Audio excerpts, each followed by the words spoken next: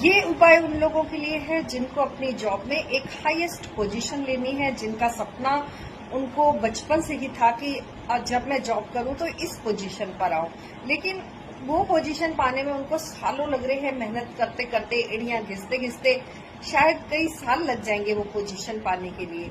तो आप एक उपाय कीजिए, और इतना अचूक उपाय है कि ये काम आपका जल्दी से जल्दी बन जाएगा और आप उस सत्ता पर, उस सीट पर, उस पोजीशन पर आ जाएंगे। क्या करना है? हनुमान जी के मंदिर में मंगलवार के दिन सबसे पहले सिंदूर और चमेली का जो तेल लगाया जाता है वो अपनी तरफ से आप दीजिए, और हनुमान जी के अंगूठे का तिलक आप लगा लीजिए। सिर्फ एक बार ये उपाय कीजिए और मुझे कमेंट सेक्शन में बताइए कि क्या आपका काम बना या नहीं।